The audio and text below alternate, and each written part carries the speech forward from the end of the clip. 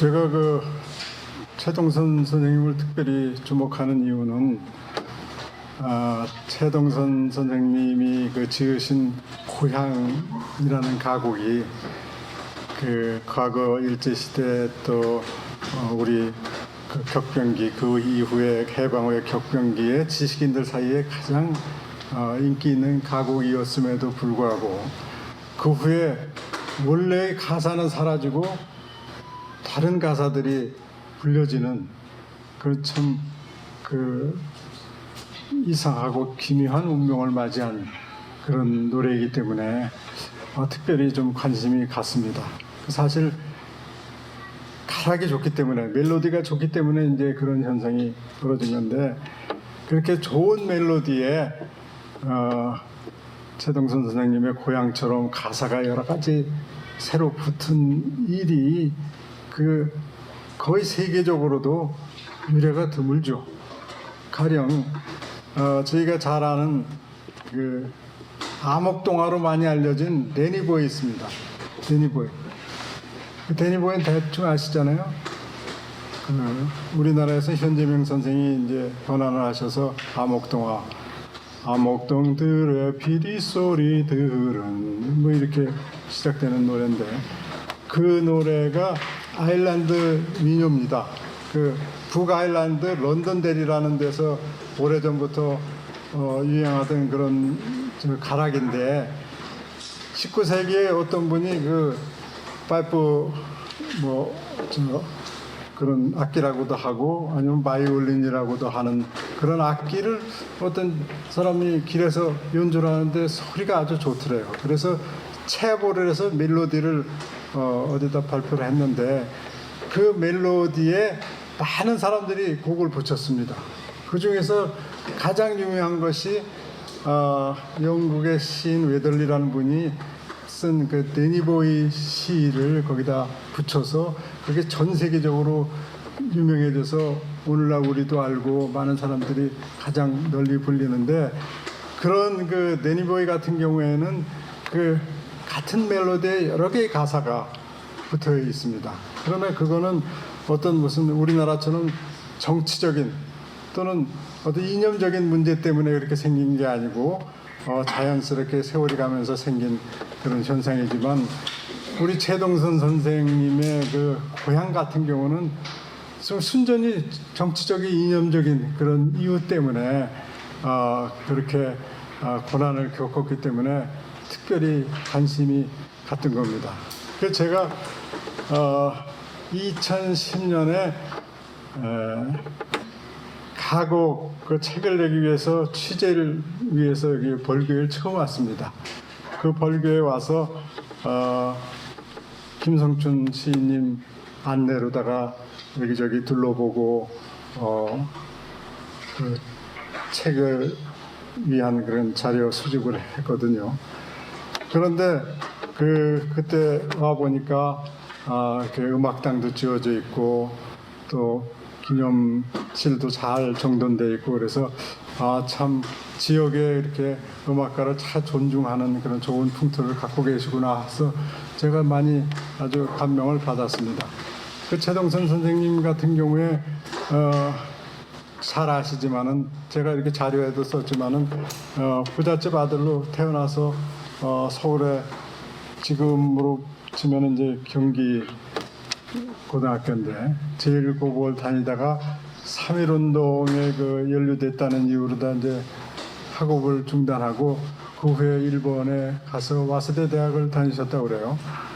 그리고 그 후에 이제 독일로 건너가셔서 미국에 거쳤다 가셨다고 하는데 슈테른셴 음악 학교에서 작곡 등등 바이올린 배우시고 1929년에 돌아오셔서 1933년에 그 전에 정주영 선생이 쓰신 고향에 곡을 붙인 것이 고향입니다. 가곡 고향입니다. 그 내용을 보면은 정주영 선생이 1932년에 고향을 쓰기 이전에 고향에 대한 유명한 시가 있지 않습니까? 향수. 그 향수는 1923년에 지었습니다. 1923년 그 정주영 선생이 1902년생이니까 21살 때죠. 그런데 그때 쓴 그 향수를 보면은 고향에 대한 향수가 아주 짙게 되어 있죠.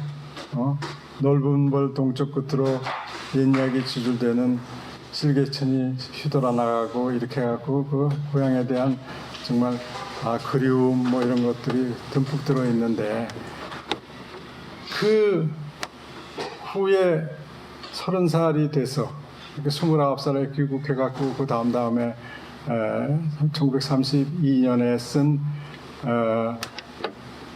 그 고향에 보면은 그 빼앗긴 조국에 대한 그 식민지의 그 젊은 사람으로서의 그 어떤 그 아픈 참 상처의 그런 내용. 그러니까 전 민족적인 감정이 싹튼 결과가 아니었겠냐 이렇게 생각을 하는데 향수에서 그 보지 못했던 그런 내용들이 담겨 있습니다. 고향에 돌아와도 그리던 고향은 아니로뇨 이렇게 시작되지 않습니까? 그러니까 고향에 돌아왔는데 일본 유학을 마치고 고향에 돌아왔는데 옛날에 그렇게 그리워하던 고향이 아니고 왠지 좀 멀리 느껴진다 이런 내용이죠. 여기 보면 마음은 제 고향 지니지 않고 먼 항구로 떠도는 구름. 그냥 고향에 왔지만은 뭔가 낯설게 느껴진다 이런 그 시인데 그런 감정을 잘 그 최동선 선생이 멜로디로 담아냈던 겁니다. 그런데 그 노래가 6.25 때부터 부를 수 없게 됐습니다. 왜냐하면 그 정경 선생이 1945년 이제 해방 이후에 좌익문학단체에서 활동을 했습니다. 실제로. 그런데 1948년에 대한민국 정부가 수립이 되면서 좌익 작가의 그 글이나 작품은 교과서에서 다 빼겠다 해갖고 49년부터 이제 다 교과서에서 삭제되는 그런 작업이 이루어졌습니다. 그래서 고향도 교과서에 실렸다고 그러는데 그런 작품들이 전부 이제 빠지게 되니까 정정 그 선생도 당황했을 거예요. 그리고 시대적으로 그분이 좌익 운동을 하지만 아주 뭐 깊숙이 빠져들어가서 그렇게 하신 분은 아닌 것 같습니다. 제가 느끼기에. 그래서 1949년에 국민보도연맹이라는 우익단체를 이승만 정부가 만들어서 그 좌익에서 전향된 사람들을 전부 이렇게 글로 가입을 시켰는데 그때 정주영 선생이 그 보도연맹에 가입을 합니다. 그러니까 전향을 한 거죠. 우익으로. 그런데 그러고 나서 그 이듬해 전쟁이 났거든요. 전쟁이 나서 3일 만에 서울이 점령을 당했단 말입니다. 정경 선생은 집이 녹번입니다. 녹번이 조금 서울에서 좀 위죠. 녹번에 살다가 그대로 뭐 갇힌 상태가 됐죠. 그러니까 북한의 정치보위부에서 좌익으로 전향했던 사람들은 전부 좌익에서 우익으로 전향했던 사람들은 전부 자수하라 이렇게 통지를 했답니다. 그래서 정경 선생이 자수하라 정치보위부에 갔다가 그 후로 행방불명이 된 거예요. 그래서 둘째 아들, 셋째 아들이 아버지 찾아서 나갔는데 둘째 아들, 셋째 아들도 역시 또 행방불명이 됐어요. 그러고 나서 우리가 낙동강 전선까지 밀렸다가 또 인천 상륙작전으로 다시 서울 탈환하고 저기 또 압록강까지 올라가고 그러고 다시 또 1.4 후퇴 때 또 내려오고 뭐 그냥 올라가고 내려가고를 거듭하지 않았습니까? 그러니까 아버지의 생사를 알 길도 없고 뭐 그런 상황 속에서 정정이 월북했다 이렇게 이제 얘기가 돌았고 남한 정부에서는 정정을 월북자로 규정을 한 거예요. 그러니까 가령 뭐 이광수라든지 뭐 김동완 저 시인 같은 경우에는 다 이제 납북으로 이렇게 했지만은 이 정지용 시인의 경우는 월북자로 이렇게 낙인이 찍혔단 말이에요. 그 바람에 그 당시에 그 뭐 원래 방침이 그랬지만 월북자 작품은 뭐 쓸 수가 없었으니까 그래서 그 저 정지용의 시를 가사로 한 고향을 부를 수 없게 됐다고요. 근데 고향이 워낙 유행을 한 노래고 많이 알려졌고 좋아하는 가곡이다 보니까 그 멜로디를 사장시킬 수 없다 해서 이제 어디에서 출판사에서 주선을 했는지 레코드 회사에서 주선했는지 뭐 그건 모르겠어요. 어쨌든 그 멜로디에 박화목 시인이 망향이라는 가사를 붙였습니다. 망향도 뭐 노래가 근사합니다. 이게 그 가사가 꽃피는 봄사월 돌아오면 이 마음은 푸른 산 저 너머. 제가 중고등학교 다닐 때 이걸로 노래를 배웠습니다. 그리고 불렀습니다. 대학교 때 뭐 어디 가서도 부르고 이 노래를 부르고 해서 저희 또래는 전부 망향으로 알고 있어요. 그런데 그 후에 보니까 그리워라는 노래를 또 소프라노들이 부르고 있더라고요. 그게 보니까 그거는 그 후에 1953년에는 이제 박화목 선생의 그 망향이 나왔고 1964년에 이은상 선생이 가사를 거기다 붙인 거예요. 근데 이 최동선 선생이 1953년 6.25 때 부산에서 돌아가셨거든요. 그 부잣집으로 사셨는데 그래서 그분은 참 어떻게 보면 집안이 부유했기 때문에 생계형의 일은 안 하셔도 됐던 것 같아요. 그게 되게 사실 지금 뭐 우리가 친일의 문제를 많이 얘기를 하고 또 많은 사람들이 그 친일의 문제 때문에 고통도 겪고 또 비난도 받고 또 억울하다고 하소연도 하고 그러는데 1945년 해방전 몇 년 전까지 굉장히 그 무슨 저 일제에 의해서 식민지 이 하에서의 생활이 오래된 데다가 나중에 그 태평양 전쟁을 치르면서 굉장히 강압적인 정책을 했기 때문에 그때 다 돌아섰죠. 다 돌아서서 이광수, 홍남파, 현재명 뭐 이런 사람들도 다 돌아서고 그 사람들도 사실은 1937년에 수양동우회라는 그 애국단체 그 일원이라는 것 때문에 들어가서 전부 붙잡혀서 그 고문을 당하고 뭐 이렇게 했거든요. 그리고 나오면서 그냥 다 전향서 쓰고 나온 거예요. 그래갖고 그거를 그렇게 몇 년을 끄는 상황 속에서 전쟁이 끝나고 해방이 됐는데 그러다 보니까 그 1930년대 후반부터 해방 때까지 많은 사람들이 그렇게 이제 어떻게 보면 변절을 한 셈인데 음악가들, 예술가들이 뭐 그때 활동했던 분들은 대부분입니다. 그런데 최동선 선생은 유일하게 거기서 좀 벗어날 수 있으셨어요. 근데 그 이유는 그분이 이제 그 재력이 있고 아버지가 최중현 씨가 여기 저 벌교의 아주 부자 아니었어요. 그 여기서 학교도 세우시고 또 금융조합의 장도 하시고 뭐 이렇게 하셨는데 그래서 그 서울의 그 수유리에 농장을 크게 그 최동선 선생이 갖고 일제 말기에는 그 농장에 왔다 갔다 하면서 말하자면 이런 그 작업이라든지 일본에 괜히 그 말하자면 일본을 도와주는 그 친일 활동을 안 해도 될 수 있는 물론 정신적으로 그분이 애국심이 있고 다 그래서 그랬으리라고 생각을 합니다만은 그래도 다행스럽게도 그런 어떤 친일 행적을 남기지 않은 많지 않은 분 중에 한 분이라서 아주 다행스러운 일이죠. 최동선 선생은. 그러고 나서 이제 해방을 맞았는데 5년 후에 6.25가 나서 피난을 가게 되니까 그 피난 가서 뭘 하겠어요. 재산을 뭐 챙겨간 것지도 않고 굉장히 뭐 어렵게 지냈답니다. 그래갖고 뭐 깡통도 팔고 뭐 이렇게 했다는데 그러다가 갑자기 병을 얻어갖고 그냥 53살로 돌아가셨죠.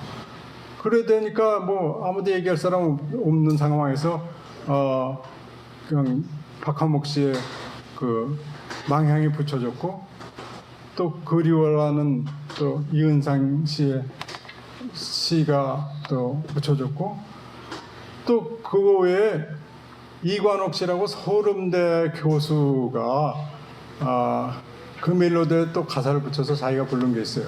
제가 그 영상도 다 가져왔는데 그걸 보면은 그 노래가 얼마나 그 좋은 노래길래 이렇게 많은 사람들이 가사를 붙였을까. 그리고 얼마나 좋아했길래 사람들한테 이렇게 많이 불려졌을까 이런 생각을 하게 됩니다. 그래서 정말 세계의 유례 없이 그런 어떤 정치적인 이념적인 이유로 4개의 가사가 붙여지는 그런 그 일이 그 고향에 일어났습니다. 고향이라는 가곡에 일어났습니다. 그래서 제가 여길 취재하러 벌교에 처음 왔다고 말씀드리지 않았습니까? 그러고 나서 그 이듬해 책을 낼 적에 고향을 제일 첫 번째 그 제목으로 했습니다. 왜냐하면 이게 우리나라 가곡사를 전체를 통틀어서 정말 가장 우리가 관심 있게 좀 봐야 될 그런 부분이거든요. 이게 어떤 우리 남북 분단하고도 관계가 되고 이 또 그분의 어떤 선구자적인 업적도 물론 있지만은 이것을 통해서 우리 민족의 그런 아픔도 되새기는 그런 계기가 되고 그래서 제일 위에다 얹어놨습니다. 정경 선생 얘기를 마저 하겠습니다만 정경 선생이 그럼 월북을 한 거냐? 저는 그렇게 생각하지 않습니다. 그분이 이제 갔다가 이제 그때 그냥 전부들 뭐 끌고 올라갔으니까 납북이 된 건데 북한에서 나온 자료를 보면 1950년 9월 25일 날 돌아가신 거로 돼 있어요. 그럼 6.25하고 석 달 아닙니까? 6.25하고 석 달 만에 돌아가셨는데 어디서 어떻게 죽은지는 몰라요. 뭐 소요산에서 미군 기총소사에 죽었다는 얘기도 있고 평양 감옥에서 그냥 죽었다는 얘기도 있고 근데 그해 이광수도 그렇고 정인보 씨도 뭐 그렇지 않은가 제가 그렇게 알고 있고요. 전부 그해 다 돌아가셨어요. 그러니까 끌고 올라가는 장면에서 얼마나 열악한 환경 속에서 지냈겠어요. 여름에 또 옷도 얇은 옷을 입고 갔을 텐데 그게 9월 되고 10월 되면 그냥 추워지는데 어디서 제대로 무슨 따뜻한 데 지낼 수 있었겠어요. 그러니까 전부 병 들어갖고 그해 다들 이렇게 많이 돌아가셨더라고요. 그런데 그러나 이 정지용 시인은 월북자로 이렇게 말하자면 규정이 돼서 그런 상황이 되니까 가족들이 전부 연좌제로 돼갖고 월북자의 자식이 된 거예요. 아들이 하나 남아 있었고 또 아들 하나 삼남은 나중에 보니까 북한에서 살고 있었다고. 근데 남한에 있는 그 자녀들은 월북자의 가족이 되니까 뭘 제대로 할 수가 있나요? 좀 취직이 제대로 되겠어요? 뭐가 제대로 되겠어요? 그래갖고 굉장히 어렵게들 살았다고 합니다.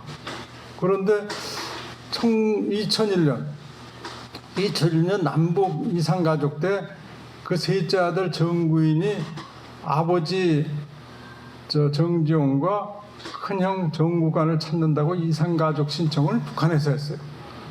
그러니까 북한에서 안 사는 게 확실한 거 아니에요? 그래갖고 남한을 내려간 거예요. 2001년에 그 셋째 아들이. 그래갖고 형하고 정구관 형하고 구인인가 구원 누나를 만났답니다.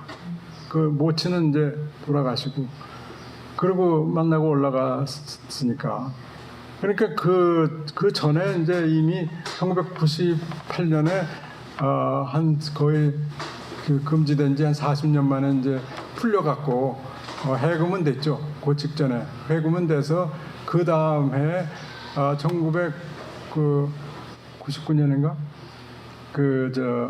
89년인가요? 1989년에 그 나온 게 이동훈 박인수의 향수 아닙니까?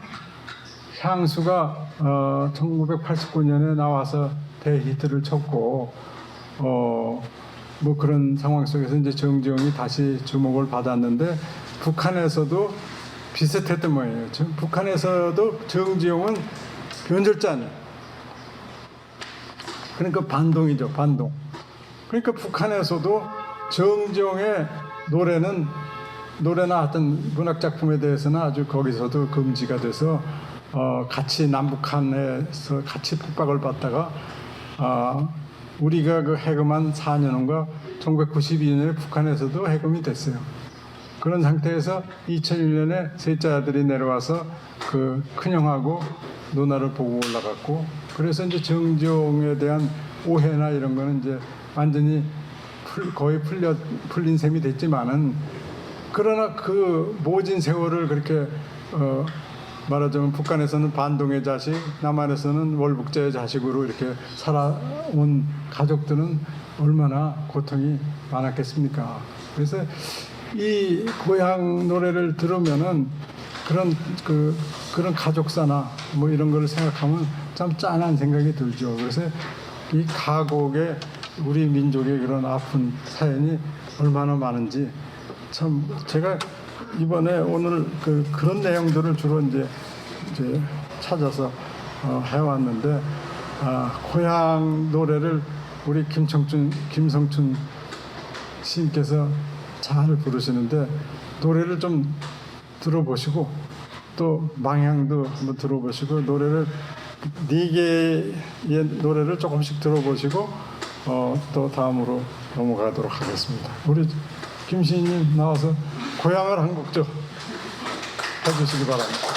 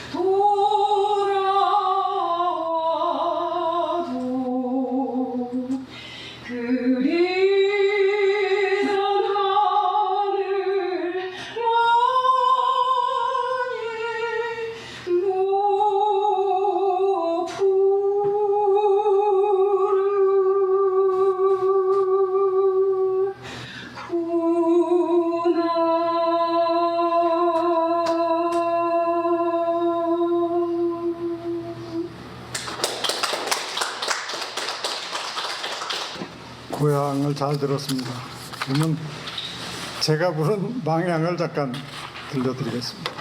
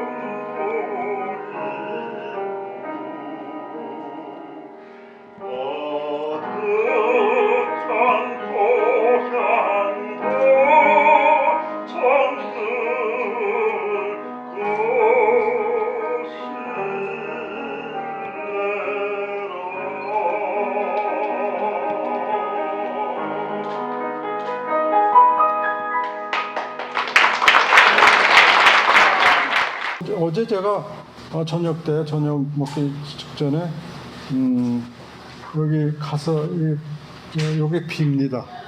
이쪽에 양력이 되어 있고 여기 그 고향 노래가 이렇게 새겨져 있는데 여기 맨 밑에 보면은 원래는 고향으로 지어졌는데 그 후에 망향과 그리워라는 그 가사가 더 붙여져서 세 개의 가사가 있다 이렇게 되어 있는데 뭐 그 세 개는 유명하고 많이 불렀고 고향 그리워는 별로 많이 안 불려졌고 그래서 뭐 제가 찾아낸 데는 네 개지만 실질적으로 이게 세 개의 그 가사가 있다 이런 게 써 있고 최동선 음악당을 오랜만에 보고 왔습니다. 제가 2010년에 책을 쓰기 위해서 왔었고 그 2년 후에 첫 번째 가곡책이 나온 다음인데 최동선 선생님 유해를 이쪽으로 망우리 그 서울 망우리 공동묘지에서 이쪽으로 그 부용산으로 옮겼죠. 그래서 그 옮기신 후에 한번 보러 왔었습니다. 그게 이제 2012년이고 올해 왔으니까 11년 만에 오게 됐습니다. 그래서 이게 그대로인가 하고 어저께 그냥 궁금해서 저녁 때 한 7시 넘어서 잠깐 불렀었죠.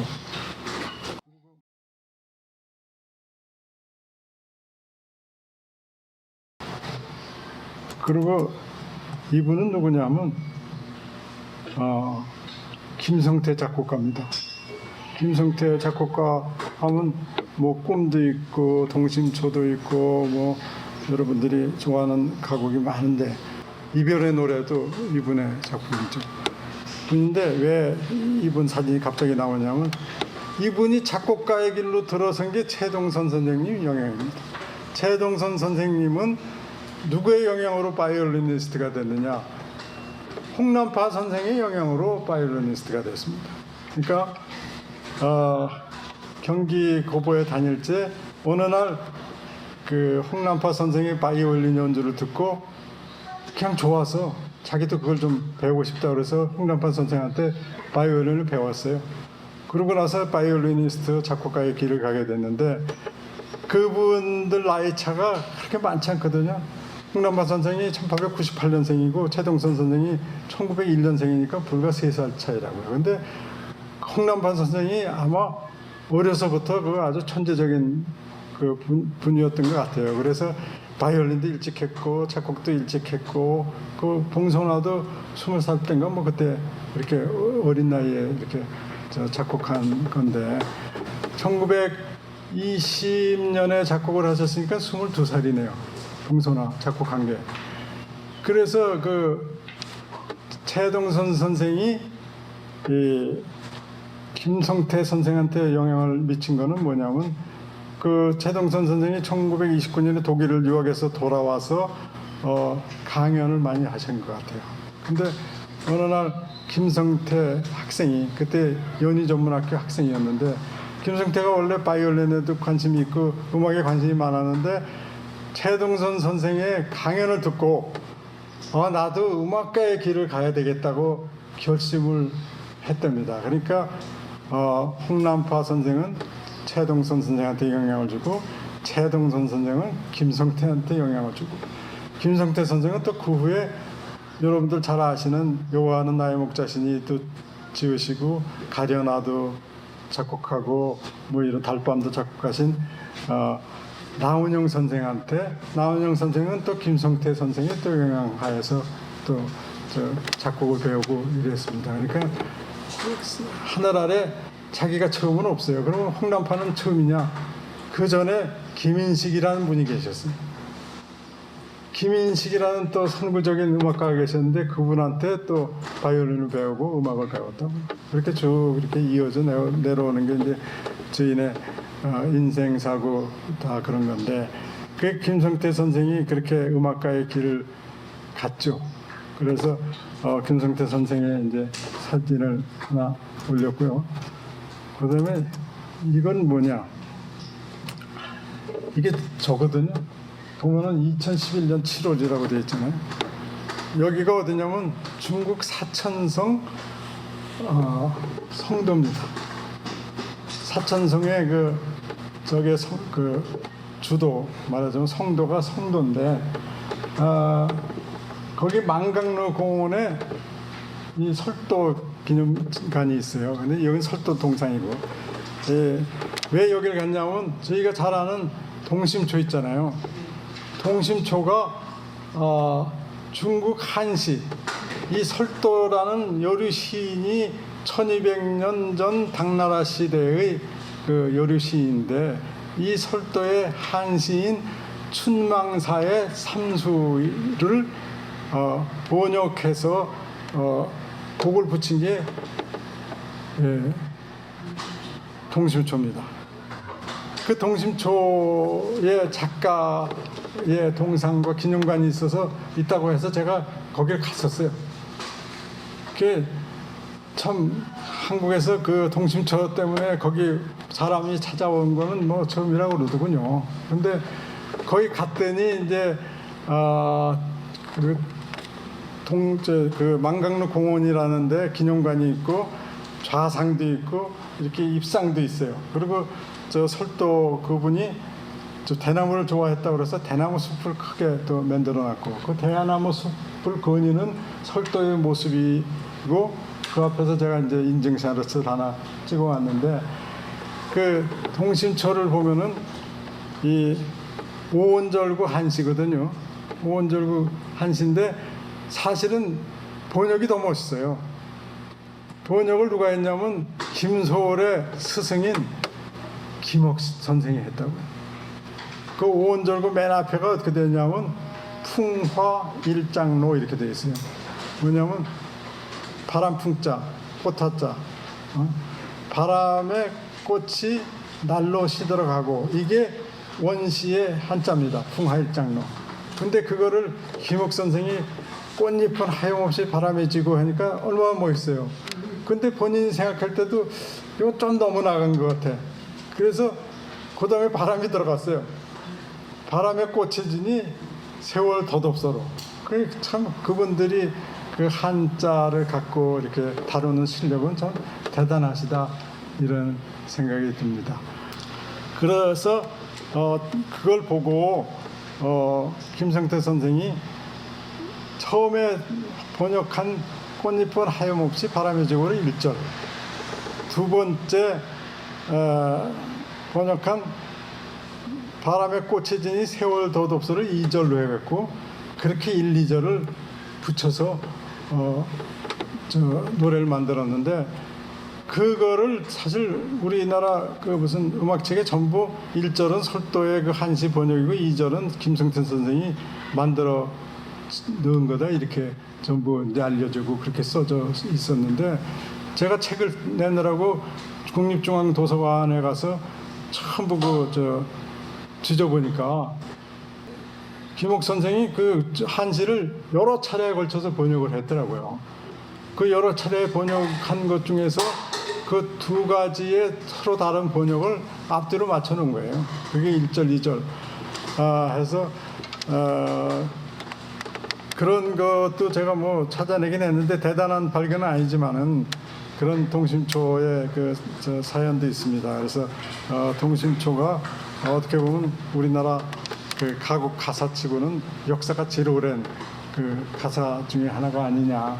그리고 그분의 어떤 동상도 중국에 저렇게 있더라. 그래서 제가 거기를 한번 갔던 적이 있습니다. 정정신의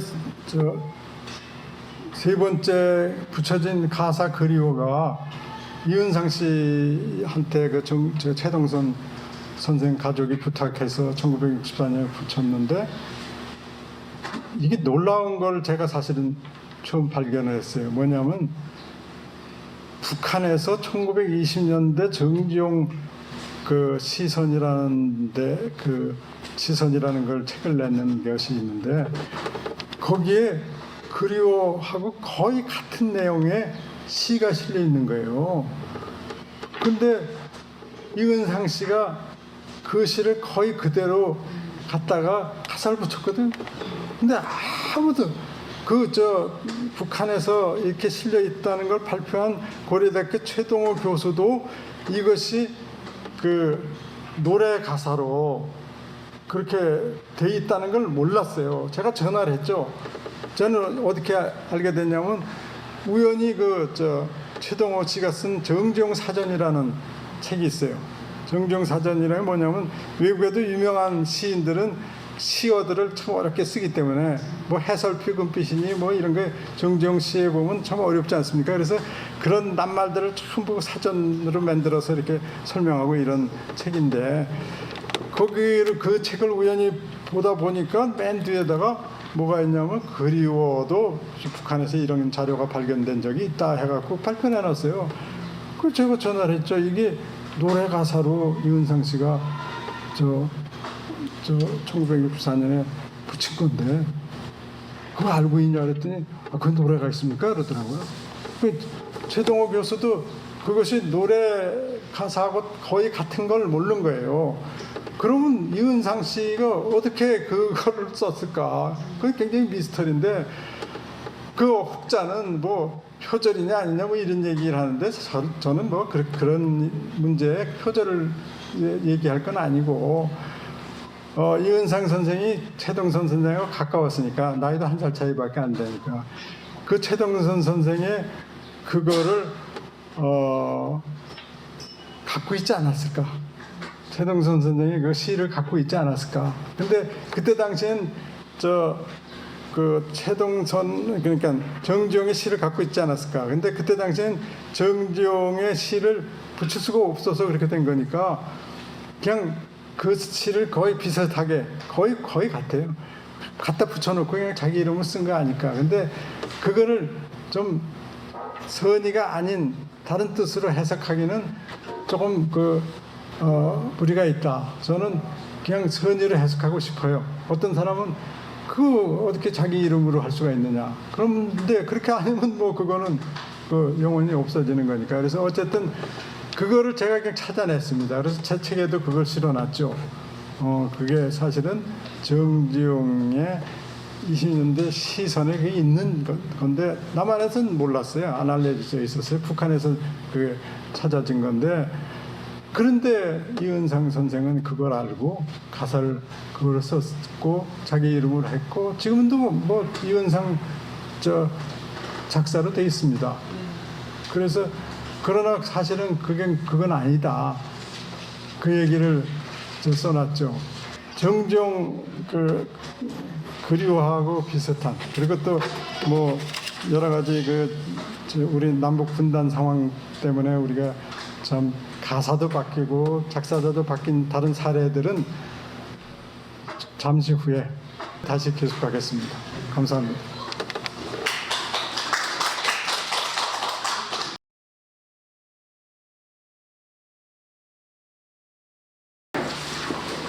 아까 그 제 노래 들으실 때 하고 지금 하고 사실은 한 4, 5년밖에 안 됐거든요. 근데 거기는 좀 살이 쪘고 지금 좀 빠졌는데, 제가 그동안에 뭐 건강상으로 좀 곡절을 겪었습니다. 나이 들어서 건강상 곡절이라면 아마 대충 짐작하실 텐데, 그래갖고 체중이 많이 빠졌죠. 근데 그 중에 조금 아쉬운 게, 제가 이제 그 항암 주사를 여러 차례 맞다 보니까 목이 계속 쉬었다가 풀렸다가 이래요. 그래서 이제 소리가 좀 안 좋아졌죠. 그래서 이제 완전히 완쾌되는 건 다시 제대로 노래 부를 때 완쾌되는 거 아니겠느냐, 이런 희망을 갖고 뭐 있습니다. 이 책은 아까 제가 충분히 말씀 못 드렸는데 2011년에 가곡의 탄생이라는 책을 냈고요. 그리고 좀 부족하다고 생각돼서 6년 후에 2017년에, 그러니까 처음에 사랑의 시 이별의 노래, 사랑의 시 이별의 노래라는 가곡의 에세이집으로 냈고, 그 다음에 6년 후에 가곡의 탄생이라는 그런 책을 냈습니다. 그래서 여러분들 아시는 유명한 가곡, 우리가 아주 친근한 가곡들은 거의 수록을 했어요. 그래서 제가 여기저기 많이 다녔습니다. 오늘 시간 되면 이별의 노래 얘기까지 하고 싶은데, 이별의 노래를 취재를 하기 위해서 제주도까지 갔었죠. 이별의 노래하고 제주도가 무슨 상관이냐? 박목월 씨의 이별의 노래인데, 그 얘기를 이따가 시간 되는 대로 하겠습니다. 그리고 그 일환으로 또 벌교도 왔었고, 또 박목월 선생의 그 생가인 저쪽 경상북도 쪽에도 갔었고, 뭐 이렇게 전국을 많이 다녔고, 선구자는 관련되는 게 용정 아닙니까? 중국의 용정시도 그래서 한번 갔었고, 정정 시인이 공부한 교토의 도시사 대학도 제가 한번 갔습니다. 그래서 거기 도시사 대학에 정정 선생 시위도 세워놨더라고요. 네, 그래서 이 책의 뒤에 그 사진도 제가 다 실어놨습니다. 여기 이제 부용산 얘기를 할 건데, 부용산 얘기하기 전에 이 얘기를 잠깐 하겠습니다. 이분이 누구냐면 김소월 선생님입니다. 김소월 사진은 남아있는 게 없어요. 그런데 우연히 중앙일보에서 북한의 아주 문학신문에 실린 사진을 구해서 월간중앙인가 거기서 실은 적이 있습니다. 그걸 저희가 이제 찾아내서 제 책에도 실었는데, 김소월 선생의 유일한 사진입니다. 우리나라 문화부에서도 김소월 초상화를 만들었는데, 사실 제대로 알 수가 없어서 아들, 손자 얼굴을 보고 대충 뭐 아들이고 손자니까 골격이 비슷하겠지 해갖고 비슷하게 그리긴 했는데, 이것이 이제 유일한 남아있는 사진입니다. 왜 이 사진을 빼드리냐면 사람의 운명이 어떻게 또 인생 살면서 갈라지는지 그 얘기를 잠깐 드릴게요. 김소월과 정지용이 동갑입니다. 1902년. 그리고 한 분은 휘문고를 나오고 한 분은 배제고를 나왔는데 같은 해 1923년에 일본으로 유학을 갑니다. 그 정지용 선생은 교토의 도시사 대학으로 가고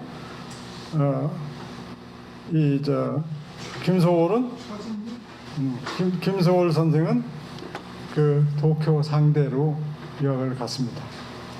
그런데 그해 9월 1일 날 동경 대지진, 관동 대지진이 일어나지 않았습니까?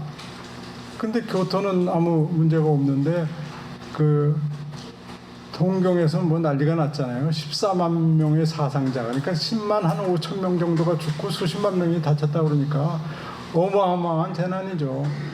그래서 난리가 났는데 그게 뭐 조선 땅에도 당연히 알려졌을 거고 그때 김소월은 집안이 곧잘 살았습니다. 그래갖고 정경 선생은 이제 휴문고등학교에서 그 장학금도 주고 그래서 간 거고 김소월은 아마 자비로 갔던 것 같은데 근데 그냥 가자마자 뭐 몇 달 지나지 않아서 그렇게 대지진으로 난리가 나니까 집안에서 이거 어떻게 됐나 우리 자식은 어떻게 됐는가 걱정했을 거 아니에요. 근데 어느 날 신문을 보니까 그 대지진에 죽은 조선인 명단에 김정식이가 있더라는 거예요. 김정식이 제 이름이 이정식인데 한자도 똑같습니다. 그 김정식, 김소월은 이제 호고 소월은 그 살던 동네에 소산이라는 산이 있었답니다.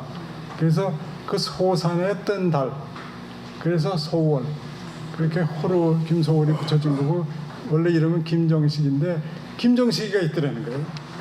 그래갖고 난리가 나서 초상집이 됐는데 얼마 후에 그 편지가 왔대요. 살아있으니 염려 마시라고. 그러니까 동명이인이 아니었나 이렇게 생각이 됐는데 그래서 빨리 귀국해라. 그래서 이제 잠시 다니러 올 생각으로 김소월은 들어왔는데 다시 동경에 가려고 그러니까 그 어머니가 아니 죽어서 이별도 서러운데 왜 살아서 생이별을 하려고 그러냐. 절대 못 간다. 가지 말아라. 그래서 결국은 다시 유학을 못 갔어요. 그러고 주저앉았어요. 그러다 보니까 여러 가지 뭐 하여튼 낙담도 하고 힘들었던 것 같아요. 거기다가 일본 갔다 왔다니까 이제 지식인이라고 해서 일본 순사들이 계속 왔다 갔다 하면서 김소월의 시를 보면은 순정시만 쓴 게 아닙니다. 뭐 약간 저항시 같은 것도 꽤 있어요. 알려지질 않아서 그렇지. 근데 그런 것들은 일본 순사들이 전부 뭐 불쏘시개로 던져버리든지 그냥 감시를 했기 때문에 그런데 참 견딜 수가 없어서 자살한 거다. 뭐 이런 얘기도 있고 뭐 경제적으로 쪼들려서 자살했다 이런 얘기도 있는데 뭐 여러 가지 요인이 있어서 그렇게 일찍 세상을 뜨신 것 같은데 32살 아닙니까? 34년에 돌아가셨으니까 만일 대지진이 나지 않았으면은 한국의 천재 시인 두 사람이 좀 오래 사시면서 더 좋은 시도 만들고 우리 국민 정서에도 좋은 영향을 더 미치셨을 텐데 그냥 그렇게 좀 대지진이라는 운명 때문에 그렇게 좀 서울에 아니 자기 고향이 정주죠. 그 하여튼 자기 고향으로 되돌아가게 됐다. 그런데 진달래꽃에 대한 얘기를 잠시 드리려고 하는데 김소월의 제일 대표적인 시가 진달래꽃 아닙니까?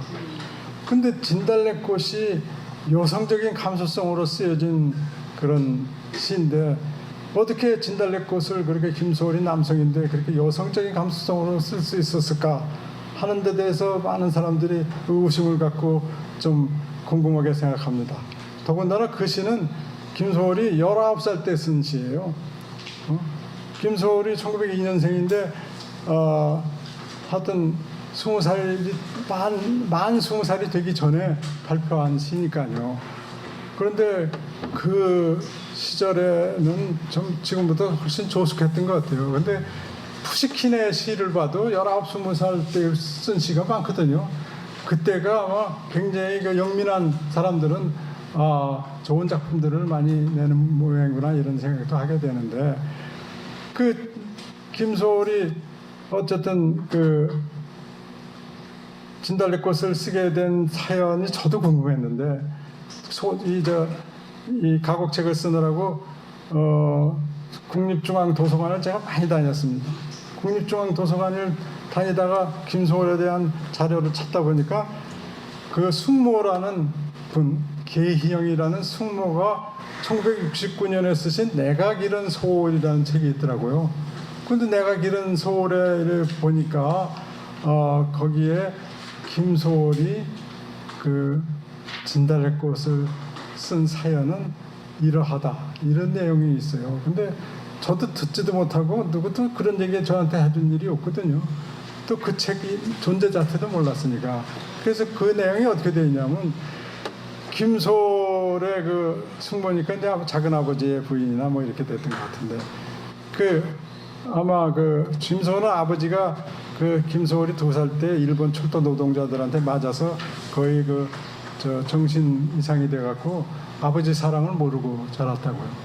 그리고 동생들이 또 줄줄이 있고 그러니까 뭐 그 청제들도 있고 그래서 이제 숙모한테 많이 아마 그 숙모 품에서도 자라고 이랬던 것 같은데, 숙모가 좀 옛날 사람이지만 좀 개명한 사람이 돼서 책도 많이 읽고 김소월한테 뭐 옛날 얘기도 많이 해주고 콩쥐밭 얘기도 하고 뭐 장황년전 얘기도 해주고, 그러면 애가 다 외워서 그걸 줄줄이 또 얘기도 하고 그렇게 아주 영특한 면이 있었답니다.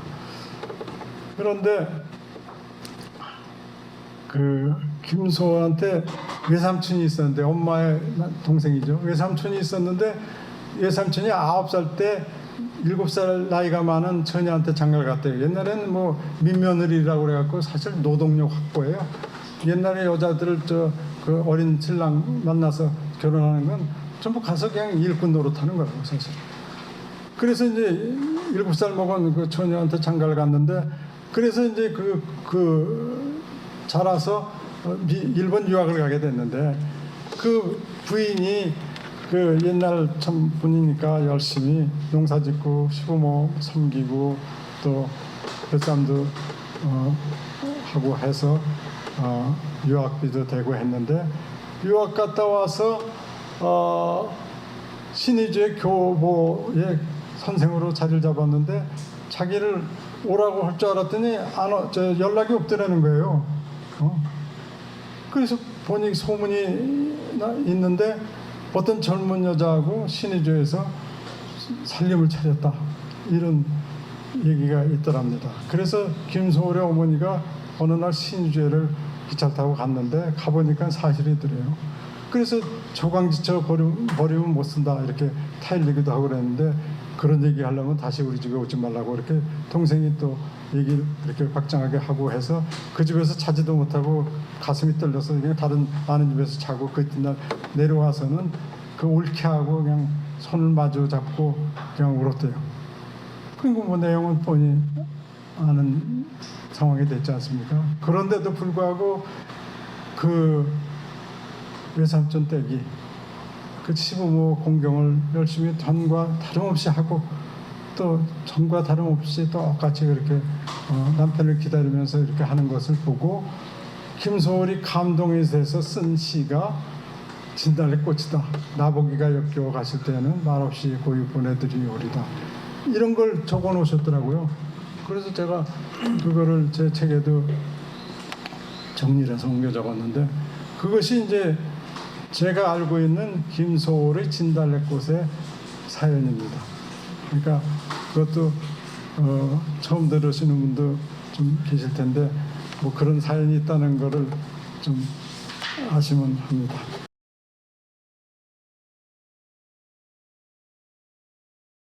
그 자료에 드렸지만은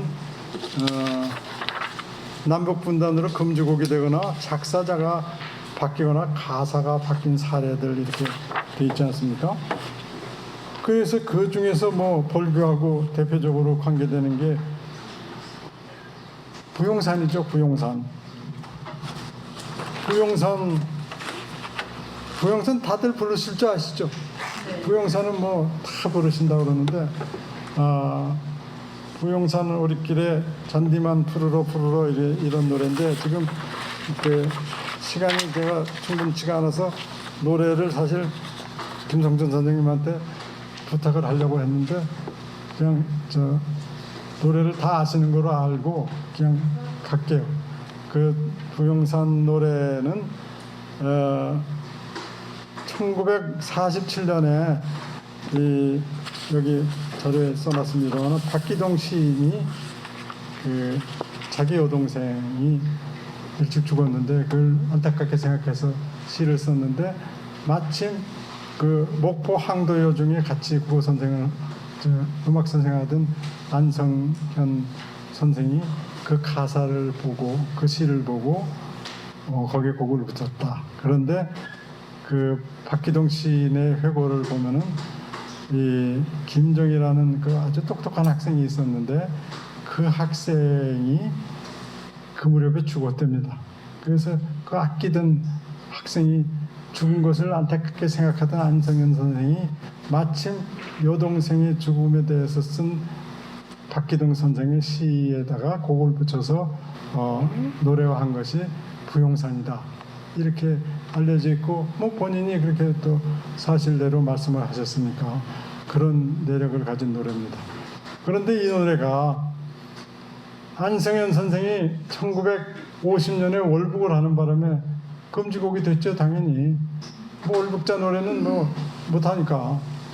그래서 그게 이제 민간에서 벌교, 목포 중심으로 해서 많이 불렸는데 또 빨치산이 많이 불렀다. 그 지리산에 들어가서 거기 보면 뭐 이런 내용이 있지 않습니까? 간다는 말 한마디 없이 너는 가고 말았구나. 이런 그 내용이 이 제망매가 삼국유사에 나오는 제망매가에도 이 비슷한 내용이 있습니다. 그러니까 뭐 사람의 감정이라는 건 어느 시대나 똑같으니까 간다는 말 한마디 없이 너는 가고 말았구나. 그 빨치산들 사이에서 어느 날 뭐 내려갔다가 죽어서 없어지고 뭐 이런 사례가 많았을 테니까 그래서 거기서도 많이 불렀다. 그래갖고 이건 빨치산들이 즐겨하는 노래다. 근데 뭐 빨치산하고 무슨 관계가 있겠습니까? 저 내용을 보면은. 그래서 이 부용산도 그동안 거의 사장되다시피 하다가 뭐 10여 년 전, 뭐 한 20년 전에 몇몇 분들이 이제 발굴해내고 또 노래도 부르고 지금은 뭐 저 인터넷 치면은 많이 나오대요. 그 저도 얼마 전에 그냥 집에서 한번 그냥 혼자 불러서 뭐 제 유튜브에도 올리고 했는데 하여튼 이 좋은 노래인데 이 노래도 그런 남북 분단의 문제 때문에 못 불렀다. 근데 참 우리 민족의 제일 커다란 비극이 그 남북 분단이고 6.25 전쟁이죠. 전쟁 서로 동족을 이렇게 살상을 했으니까요. 그래서 그때도 북한에서 남한을 첫 내려가자고 했을 때 많은 그 또 사람들이 그 북한 내에서도 반대가 있었답니다. 이거 동족을 죽이러 갈 수 있느냐 그랬더니 그 이유를 남한에 있는 친일파 잡으러 간다.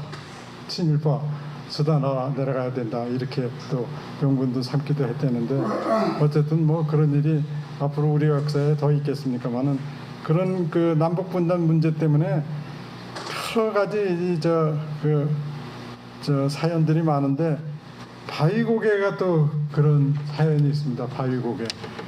바위고개 여러분들 잘 아시지만은 노래 잠깐 앞부분만 들어볼까요?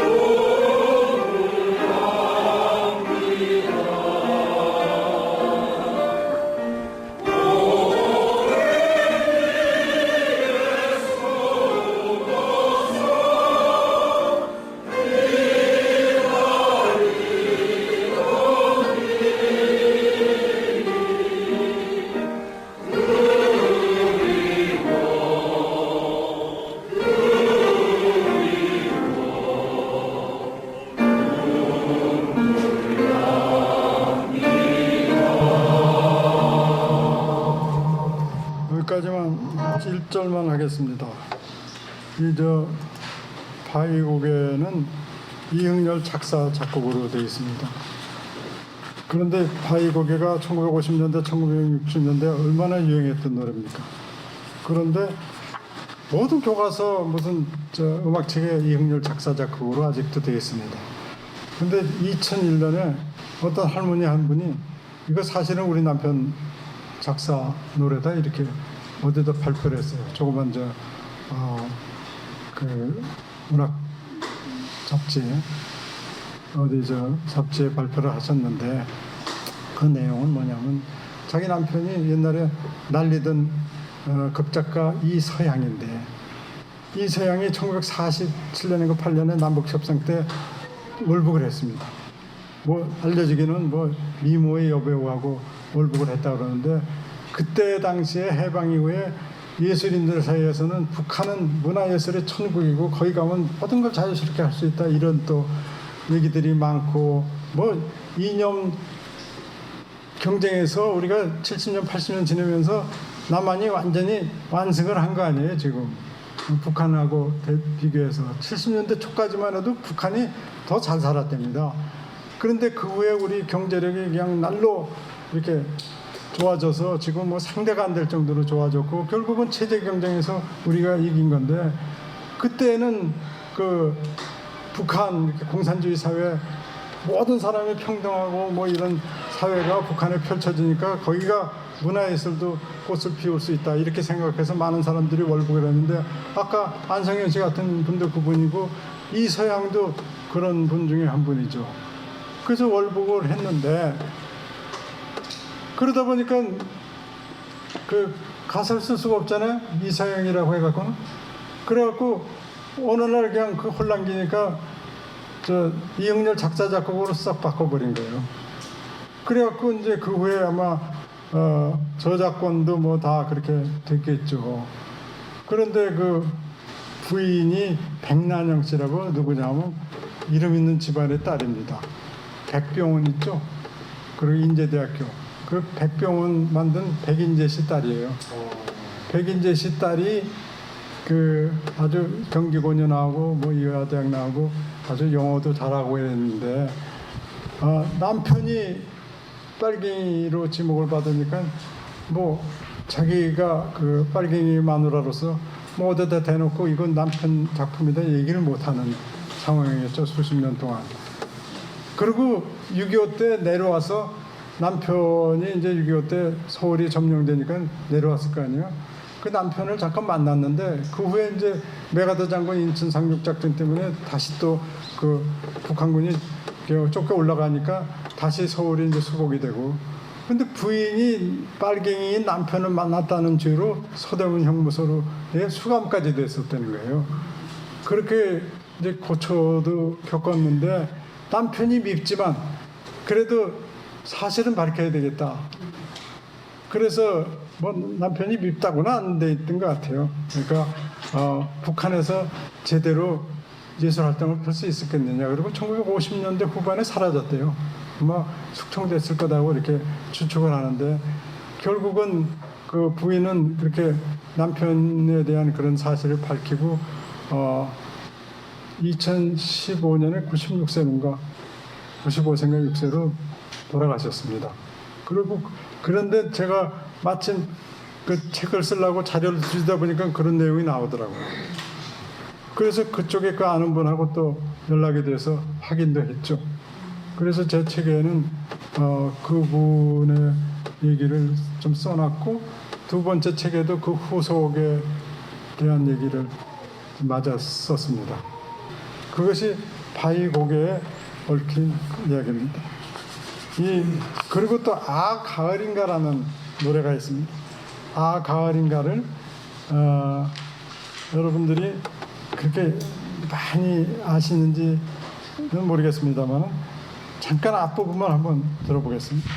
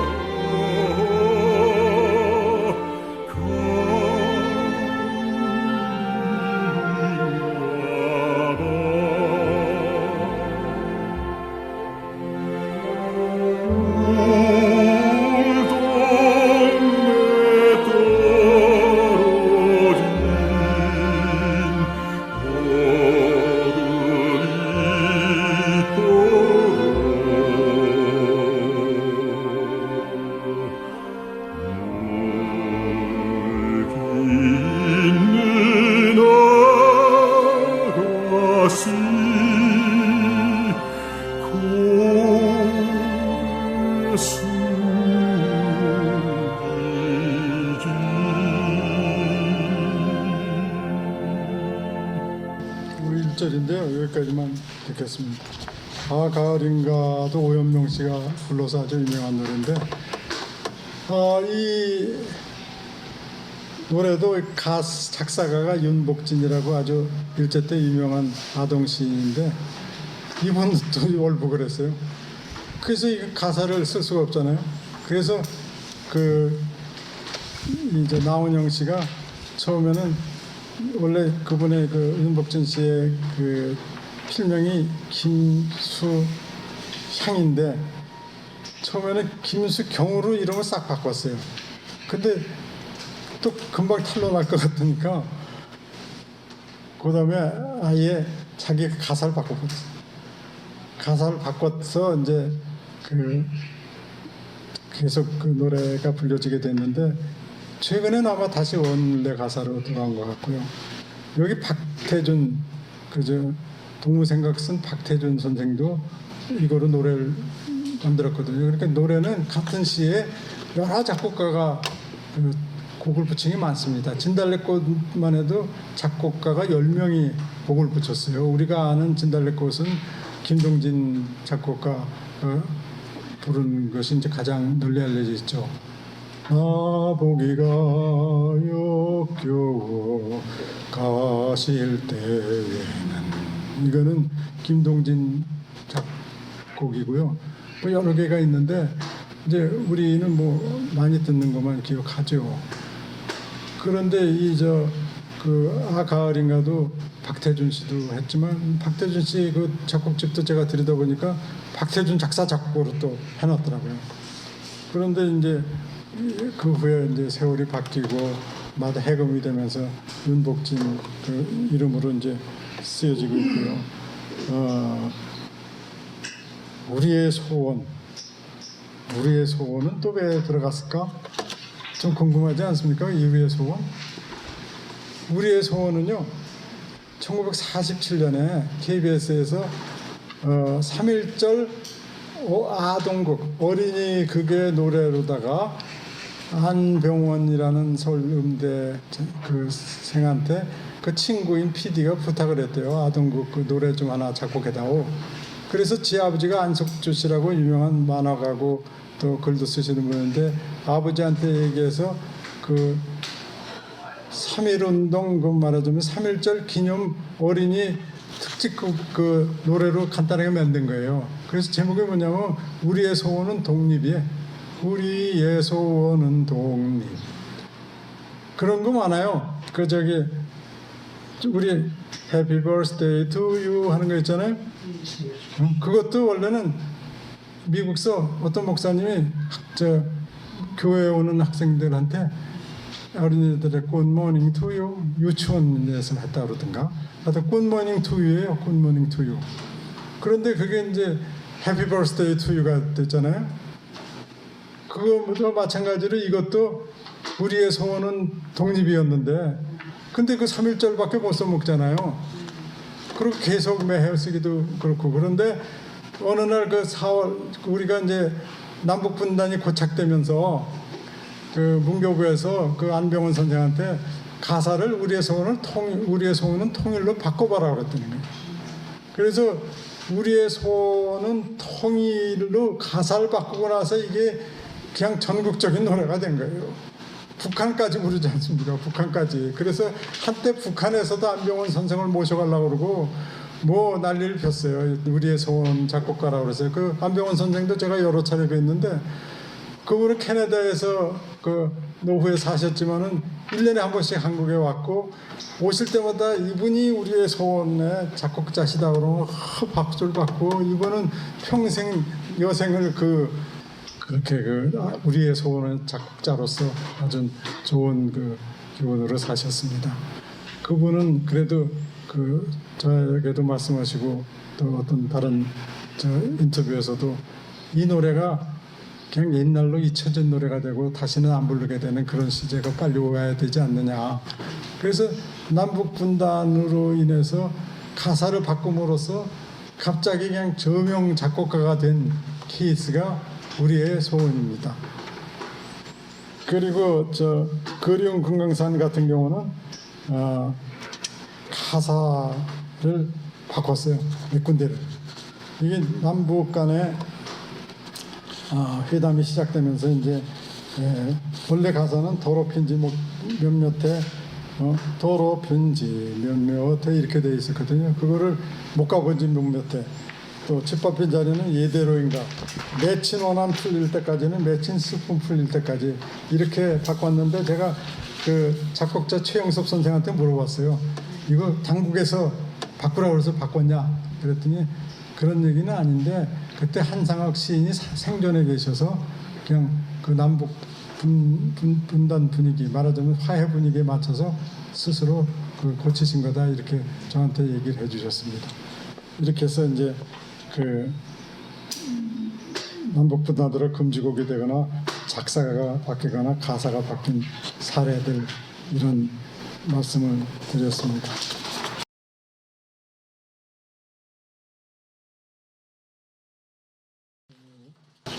정경 시인에 의해서 문단에 데뷔한 분 중에 유명한 분이 박목월입니다.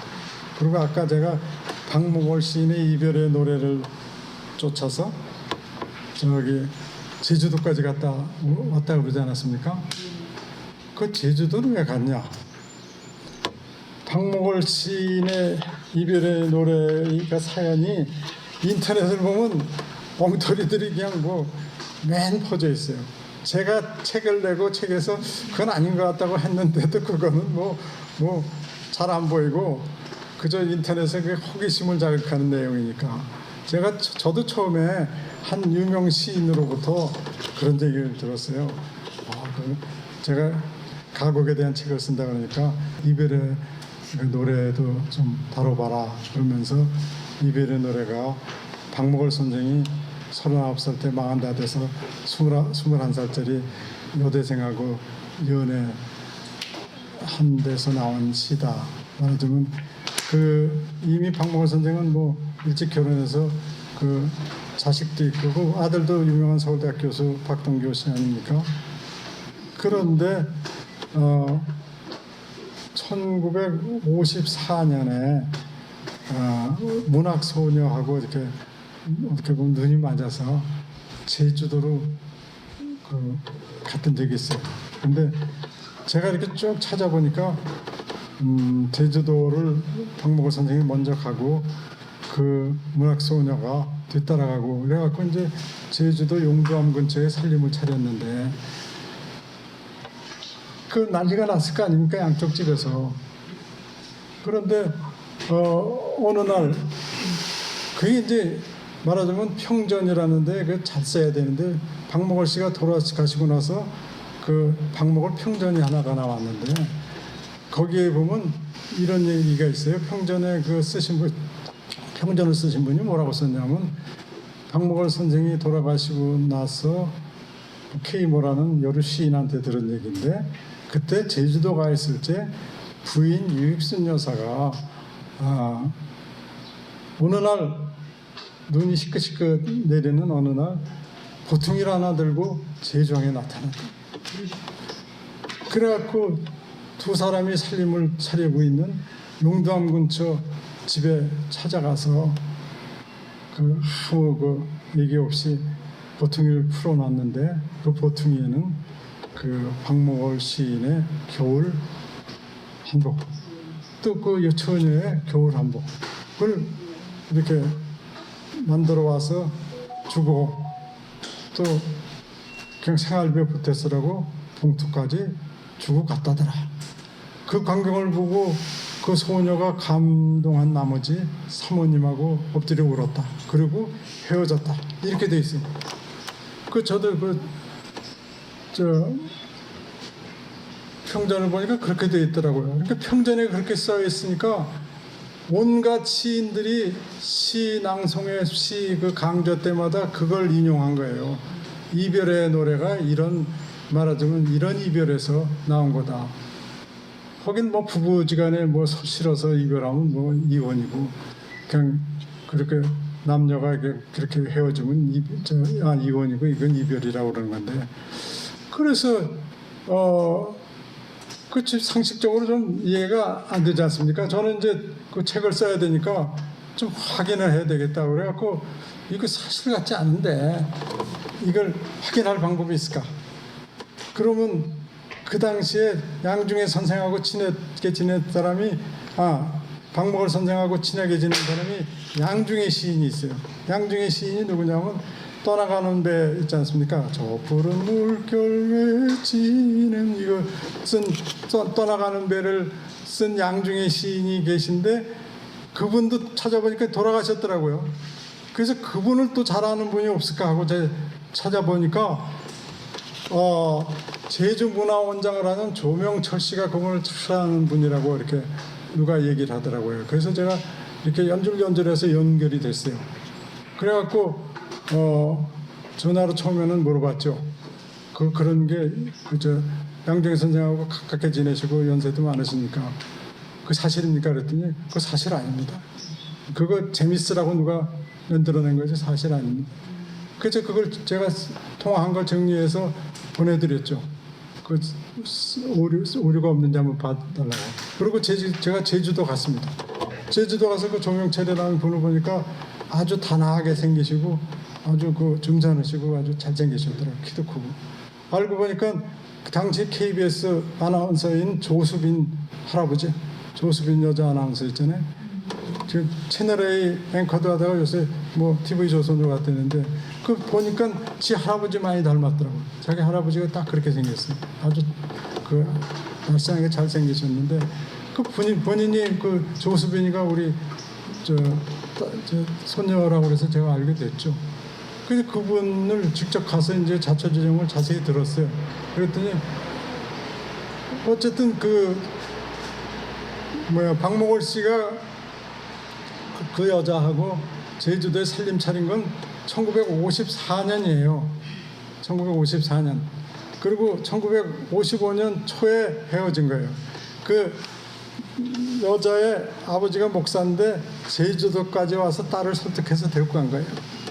근데 이제 인터넷에 나와 있는 얘기는 뭐냐면 딸을 설득해서 데려갈 때 양중에 시인이 박목월 시인하고 같이 제주 부도에 갔다가 헤어지고 돌아왔는데 그 헤어지고 나서 그 박목월 시인이 어깨를 들썩이면서 슬피 우는 장면을 보고 그 양중에 시인이 떠나가는 배라는 시를 썼고 그 헤어짐의 아픔을 또 박목월 시인이 이별의 노래로 읊었다.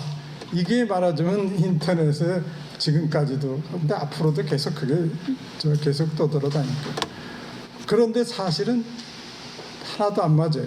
왜? 그래서 제가 박목월 시인의 모든 시집과 수상집을 다 뒤졌죠. 박목월 시인의 시집에는 떠나가는 이제 이별의 노래가 없습니다. 왜?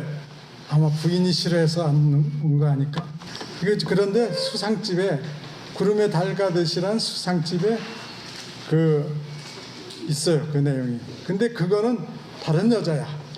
그러니까 1950년대 전쟁 나고 이제 대구로 피난 갔는데 대구에서 길거리에서 우연히 옛날에 금융조합에 근무할 때 알던 여자를 만난 거예요. 그래갖고 좀 연애를 한 것 같아요. 근데 그 여자가 병에 들어서 죽게 됐는데 선생님 병상을 하루만 지켜주세요 이랬다는 거예요. 그래갖고 하룻밤을 그 병상을 지켜고 이제 간호를 했는데 그러고 나서 그 여자가 죽은 것 같아요. 그래서 그게 1951년이나 52년 어간 같은데 이 사건은 1954년 아닙니까? 다르잖아요. 그런데 제가 더 확실하게 알아보기 위해서 도서관에서 김성태 작곡집, 김성태 선생이 작곡했으니까 김성태 작곡집을 찾아봤죠. 그랬더니 1952년 작곡으로 되어 있어요. 그러면 1952년에 이미 노래화 됐으니까 이 사건하고 아무 상관이 없는 거예요. 그런데 그렇게 갖다 붙이니까 그럴듯하잖아요. 그리고 떠나가는 배도 1952년에 변운 선생이 양중에 시인이 제주항을 드나드는 6.25 때 피난민들 왔다 갔다 하고 이별하고 하는 광경을 보고 쓴 시인데, 그것도 1952년에 발표를 했고, 안형일 테너가 부산에서, 제가 안형일 선생님을 만났으니까 제가 처음 초연했습니다. 6.25 때 그분이 한 거니까, 그거하고 떠나가는 배하고 이별의 노래도 아무 관계가 없고, 또 그 박목월 선생의 연애 사건하고 이 노래도 또 아무 관계가 없어요. 그런데 그 두 개를 싹 각색을 해갖고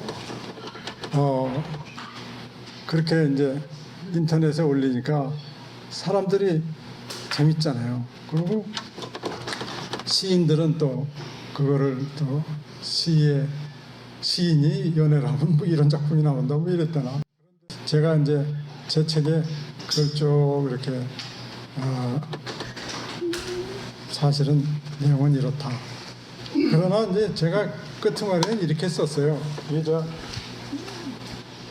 그거를 뭐 그렇게 분명히 따져서 72비를 가리고 잘잘못을 가리고 뭐 이럴 건 아니지 않느냐. 그래서 마지막 단어는 뭐라고 썼냐면, 가곡 이별의 노래와 관련한 이야기를 하다가 여기까지 왔다. 이제 정리를 좀 해야겠다.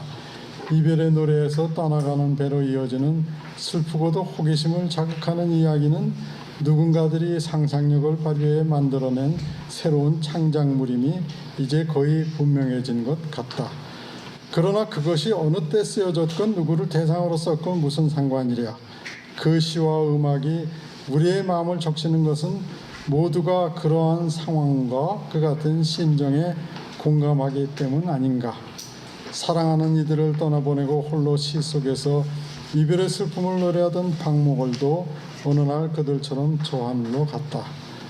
아, 너도 가고 나도 가야지 했던 것처럼 너도 가고 나도 가는 것, 그것은 그리움과 슬픔의 끝이며 그것이 우리의 인생이다. 이렇게 그냥 마무리를 졌습니다. 그러니까 제가 뭐 책에도 썼고 이렇게 강연에도 이런 얘기를 해도 아마 인터넷에 또 돌아다니는 그 얘기는 변함없이 앞으로도 계속 될 겁니다. 그래서 그냥 그건 뭐 그거 어떻습니까? 그게 뭐 이렇게 그럴 수도 있겠다 이렇게 생각하면 되는 거예요. 그게 무슨 시시비비를 꼭 가려서 곡절을 가릴 필요가 있는 건 아닌데, 그러나 아무리 박목월 선생의 부인 유익순 여사가 참 사람이 좋으시고, 박동교 교수가 자기 인생의 멘토는 어머니라고 그랬어요. 그렇게 좋으신가 봐요. 그런데 아무리 그렇다고 하더라도 남편하고 그 바람핀 여자한테 한복 갖다 주러 그 비행기도 없던 시절에 배 타고 제주도까지 갔다 왔겠습니까? 누가 만들어낸 얘기고, 그 만들어낸 얘기라는 것도 제3, 제4 확인을 한 거죠. 그런데 글로 책에 그렇게 써놓으니까 그 사람들이 뭐 활자로 된 건 믿는 그 경향이 있으니까 그것이 자꾸 회자되고 그게 근거처럼 되는 거, 그런 건 참 조심해야 되겠다는 생각이 듭니다. 제가 그 강연을 대충 마치면서 그동안 몇 년 동안 제가 건강상 문제로 노래를 제대로 못했다고 했는데, 오늘 이별의 노래를 한번 반주에 맞춰서 한번 해볼까 생각하는데,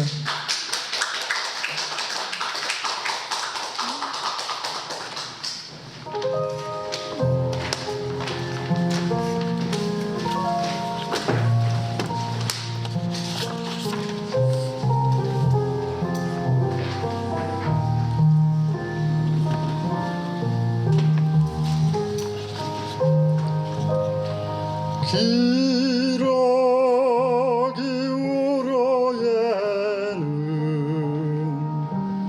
하늘 꼬말리 바람이 산을 걸어 가을은 깊었네.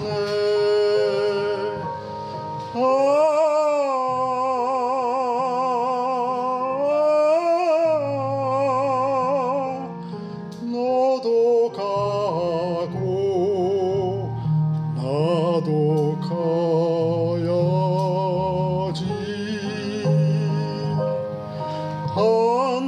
한낮이 끝나면 밤이 오듯이 우리의 사랑도 저물었네.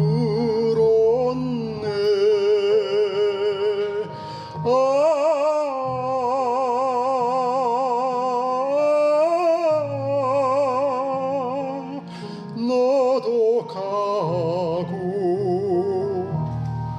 나도 가야지.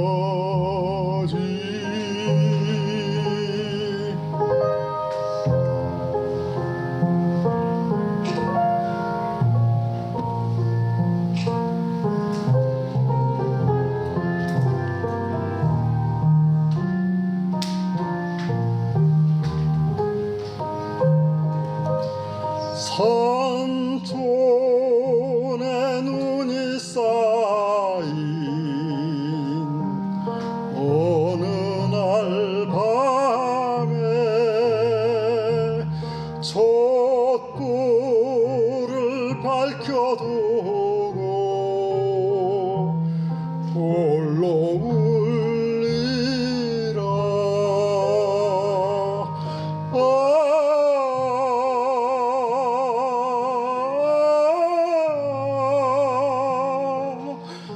너도 가고 나도 가야지.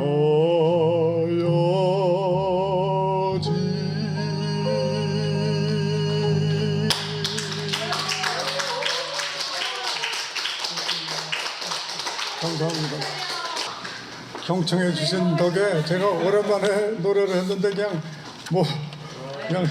어떠신지 어떻게 들으셨는지 모르겠습니다.